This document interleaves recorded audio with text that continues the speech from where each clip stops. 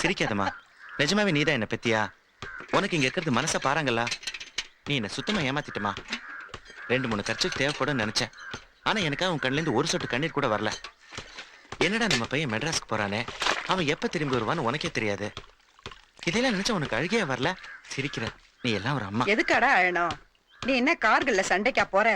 மெட்ராஸ்ல வேலைக்கு தானே போற, கட்டுக்கட்டா சம்பாதிக்க போற. அத பார்த்து நான் சந்தோஷப்பட போறேன். நான் எதுக்கு அழணும்? அதெல்லாம் டிவி சீரியல் அம்மாவோட வேலை.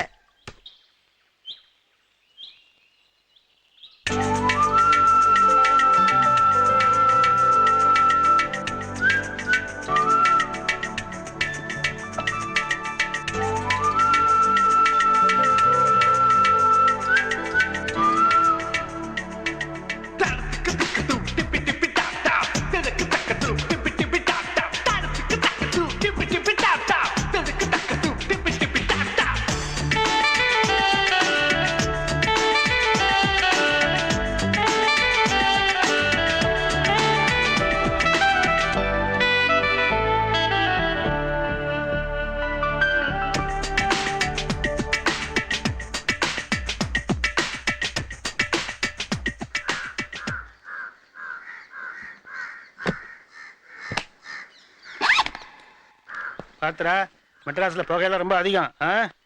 நீ வேற ஊதாத. பத்திரமா போயிட்டு வா. போனோட சுப்பிரமணி, வாடா, ஊருக்கு கிளம்பலாம்ல. வரேன்ப்பா. ஹாப்பி ஜர்னிடா. தேங்க்யூ.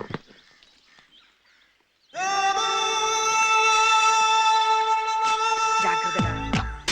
வரேன்.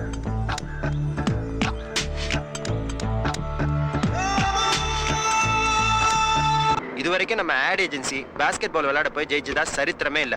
அதுவும் வெளியூர்ல போய் சான்ஸே இல்ல. ஏன்டா ஜெயிக்க முடியாது? நம்ம என்ன பிராக்டிஸ் பண்ணாம விளையாடுறோம்? பிராக்டிஸ்லாம் எதுக்குடா மச்சான்? வளையத்தை கொஞ்சம் இறக்கி வச்சாலும் ஜெயிக்கலாம், பந்து சைஸ சிறுசாக்காலும் ஜெயிக்கலாம். எதுக்கும் ஒத்து வர மாட்டேங்கிறானுங்க. கேட்டா ரூல்ஸ் டார்ச்சர் பண்றானுங்கடா. அம்பா சமுத்திரத்துல இவன் பெரிய பிளேயரா. அதான்டா, ஏதோ இவன் நம்ம ஆட் ஏஜென்சில சேர்ந்த நேரம் என்ன ஆகுதுன்னு பாப்போம். மெட்ராஸ்கார மானத்தை தஞ்சாவூர்ல வாங்கிறாத, அவ்வளவுதான் சொல்லுவேன்.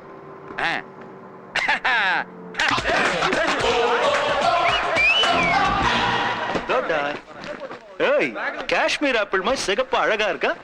இவருதான் கேப்டன் நினைக்கிறேன். சார பத்தி தெரியுமாடா? வர்க் பண்றது ஆட் ஏஜென்சி, ஹாபிஸ் வந்து பாஸ்கெட் பால். நான்லாம் டென்ஷன் ஆனே. எனக்கு தலைவலி வந்துடும் சார், நீங்களே பேசிக்கங்க. மெட்ராஸ்ல இருந்து இவ்வளவு தூரம் வந்திருக்கீங்க, ஒழுங்கா பாஸ்கெட்ல பால் போட தெரியுமா? உங்க கூட மோத போற தஞ்சாவூர் டீம் கேப்டன் நான் தான்.